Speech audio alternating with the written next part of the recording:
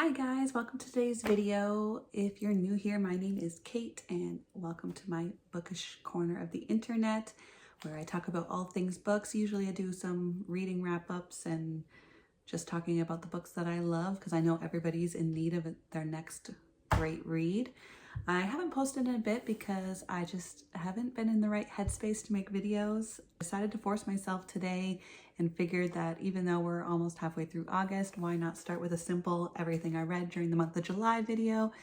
I read 9 books during the month of July and none of them were really rated below a 3-star, although I didn't get any 5 stars, but I would say it's a pretty decent reading month. Let's get into the video. The first book I read in July was Crest by Marissa Meyer. Now that is the 3rd book of the Lunar Chronicles. I read Heartless by Marissa Meyer and I loved that book, and it's not something I normally would read. So someone commented on one of my videos about the Lunar Chronicles and I realized that it's by the same author. So in June I started it and I had to read all 4 books in a row because I'm not the type to not know what happens. I need to know what happens next, and that's the type. They are the books you can't just read one book, you have to read the whole series. Yeah, you can't read like the 3rd one first or anything. It has to be done in order. I would say I liked them. I didn't like it as much as Heartless, but basically it's kind of like a spin on the fairy tale characters like Cinderella, Little Red Riding Hood, Rapunzel, and I don't know what the 4th one is. Maybe Snow White, but I don't know. I could be wrong. But they kind of put like a cyborg twist on it, like a sci-fi twist. And normally that would not be something I was into, but it was pretty enjoyable. It's a young adult book, so it's not even anything that deep. So if you want your kids to read something, that might be a good one for them to read. I rated Crest 4 stars, and then I read Winter right after. I rated that 3.5 stars. I found the last book was just really long, and I thought that it could have been condensed a bit just to make it not that long. But it was okay. I would say it was a decent book, decent series. I don't regret reading them. I read them as an audiobook from Hoopla. I think they're all on there, so it's an easy place to get it if you're wanting to check out that series. It was worth my time. I would read it. Well, I might not read them again, but I would suggest you read them. The next book I read was Burn by James Patterson and Michael Lethbridge. I rated this book a 3 stars. It's a Michael Bennett novel, part of the Michael Bennett series. And if you've never read that, Michael Bennett is a detective, I think. I can't remember where he's from, but he and his wife adopted I want to say 10 kids. I kind of read the series just because I'm interested in what happens. But this one particular I didn't like it. I actually don't remember anything that happened in it. There was too many things happening. So I don't even know what the main plot of the story was, like the crime that happened. This one wasn't it. I would if you were reading the Michael Bennett series, I think you could skip that one. Nothing important happens, but that's just my, well, I rated it 3 stars, but I'm thinking it should have been actually a 2, but I don't know. Let me know what you think about that if you ever read the Michael Bennett series. Next book I read was The Mother-in-Law by Sally Hepworth. I rated this one 4.5 stars. Sally Hepworth is becoming one of my must-read authors. This was the 2nd one I read, and I actually have another one on this list. That's how much I read them. I read Darling Girls first. I rated that 5 stars. This one was 4.5 just because it was a little bit, it was just, it takes you for a ride. I'm interested the whole time. I want to know what happens. The ending was good, and it's kind of like you didn't expect it. It's about Lucy, who does not get along with her mother-in-law. She doesn't have her own mother. Her own mother died, so she dreamed of having a really close relationship with her mother-in-law, but her mother-in-law is just kind of very cold and doesn't seem to like her, so just not what she expected. And it just talks about before when they met, and then actually her mother-in-law ends up dead, and she was murdered, so they're trying to figure out who murdered her, and everybody's suspecting Lucy because they've gotten in many fights in the past, but you just kind of see the relationship, and everybody knows of somebody that has a horrible mother-in-law, so it's kind of an interesting story and kind of interesting take on the mother-in-law side. So I highly recommend you check that one out. I read it as a audiobook on Libby. I read a lot of audiobooks this month. Like, that's when you know I'm in a reading slump, because most of the books I'm reading are audiobooks, because I just can't focus on a physical book or even an ebook. But I still really like that book and highly recommend you check it out. The next book I read was Just for the Summer by Abby Jimenez.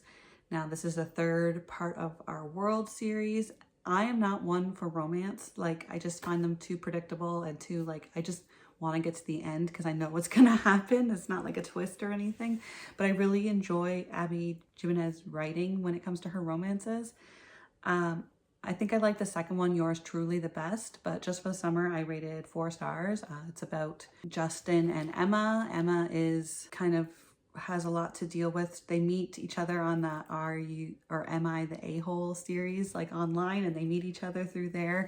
Emma is a nurse, and she kind of travels from place to place. She's never been in one place at once because she grew up in foster care and her mom is just awful, and so she's never really stayed in one place. But then she finds this really strong connection with Justin. They kind of have this thing going like Good Luck Chuck, if you've seen that movie, where they date someone and then after they break up, their person they broke up with finds the love of their life. So they think that they could break the curse if they date each other. And then if they break up, then they'll finally find the loves of their lives.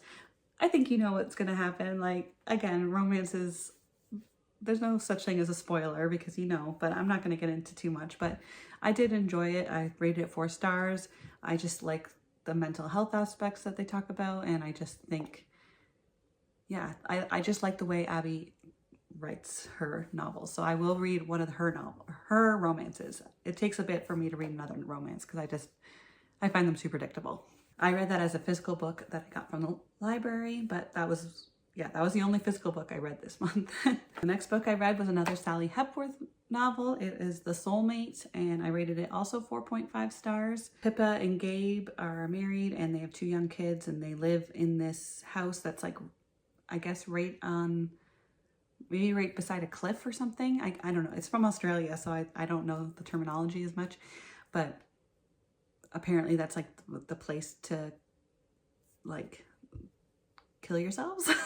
So they are constantly having to like call the police because like someone's up there again, and the husband, Gabe, is the one that usually will go up and like try to talk them down, and Pippa will like run and call the police and get her kids out of the way, and just it's a whole mess to deal with. But then this last one was somebody that they knew, and it's just sort of kind of the connection, like how they knew them. Like, did the husband actually try to talk her down, or was he the cause of her falling? I don't know. So I really like the book. Again, Sally Hepworth, I'm going to be reading another one soon because I just love her writing style so much. It keeps me at my attention the whole entire time. And the endings are usually satisfying. Like, I'm not one that likes a cliffhanger ending. I want to know what's like, the ending is satisfying, and I get closure, and I get that with Sally Hepworth novels. So if you're that type of reader, I would suggest you check that one out. I say that all the time. I'm sorry. I try not to. This is so hard for me to make videos. I'm still getting used to it. I always say I recommend, I check this one out. I just can't help it, but whatever. Next one I read was Catch Me by Lisa Gardner. Now, if you've seen my videos before, you know I've read a couple of it's the D.D. Warren novels. And it's funny because I don't like the D.D. Warren character as much. I don't relate to her, and I kind of find her rude, and I don't know. But I keep reading because I need to know what happens, and she's kind of growing on me. I like the books where it's like the same detectives that you follow through multiple books, but it's like always based on a different case. Now, this one was about Charlie, who 2 years ago on January 21st, I think it is, one of her best friends died, and they didn't think anything of it. They thought that her husband killed her, but they couldn't really solve it, but that's what they think. But then a year later, on January 21st, her other best friend dies. So then she's like, okay, well, I'm next. So she's like kind of preparing for someone to come and attack her on January 21st. The books are like alternating between D.D. Warren's perspective and then Charlie's perspective. And Charlie's just kind of bracing for death. She knows that someone's going to come for her. She grew up in a hard home, like something happened that she repressed her memory, but she lives with her aunt. So something happened with her mom that she doesn't quite remember. there's a lot, I would say there's some trigger warnings in there. There's some like online safety aspects. So I don't know if those type of things might be a trigger for you. I would check your trigger warnings first, but I did rate it 4 stars. I read it as an ebook. Yeah, it was an ebook from Libby from my library. It was 4 stars.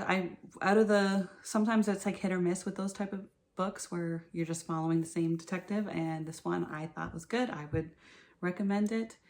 Even if you've never read the other novels, you can read that one without reading the other ones first. I just like to read them in order, but it's up to you. The next book I read was The Woman in the Cabin by Becca Day. I read it as a audiobook from Hoopla. I rated it 3.5 stars. It was good, and I was entertained, and well, not entertained because it's a thriller. I don't want to say I'm entertained by that, but it kept my attention for a good part of the novel. I was comparing it so much to The Last Thing to Burn by Will Dean, and I liked that one more. So it was hard for me to like rate this one higher than that one.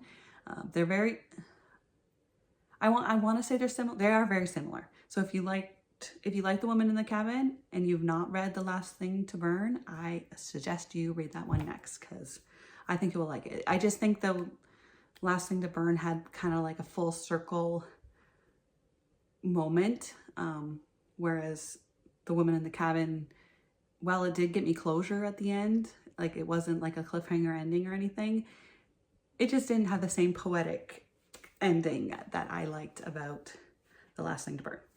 And the last book I read was No Exit by Taylor Adams. I read this as a ebook on Kindle Unlimited. Now, I know a lot of people love this book, but I don't know if it's Taylor Adams' writing that I just can't get into, but it might not even be their writing. I don't like books where they're stuck somewhere and then just all these awful things that happen where it's like, okay, come on, like that's not gonna happen. I don't like the ones where they get stuck in a snowstorm or stuck somewhere, those are type of books I find that I just don't like as much, because I know a lot of people like Rock, Paper, Scissors and what's some other ones? I don't know. When they get stuck and then there's all these awful things happen one after another, and it's just like, okay, come on. Like, I just want to know what happens at the end. I find if I want to rush through the book, then I'm not enjoying it as much. And it took me forever to read this book. I kept stopping just because I had other books come available from my library that I needed to read first. And I'm like, okay, I'll go back to it. And it took me forever to read it. So I rated it 3 stars. I can see why other people like it. I don't know. It just didn't do it for me. Sorry, I should explain what it's about. Darby she's trying to reach home to get to her mom who's dying of cancer. So she's rushing home from her school, but it's a big snowstorm. So she gets stuck at a rest stop, and there's like 3 or 4 other people at the rest stop, and bad things ensue. And I don't know. I just thought it was one of those ones that just didn't keep my interest. I just wanted to skip to the end. I was like, I don't even need to read the middle. Just tell me what happens at the end and good to go. But I did force myself to read it. I'm glad I did not finish it, but did not finish it. I don't know if that's what I'm supposed to say. I didn't DNF it. But those type of books aren't for me, and I should stop reading them. But anyway, those are the books I read in July. I'd love to hear if you've ever read them, or if you agree with my opinions, or if you disagree. I just love talking about books. Yeah, if you like today's video, please subscribe. I am trying to make more videos, shorts, anything book related, maybe even some planner related stuff too, because I like those as well. But thanks for watching.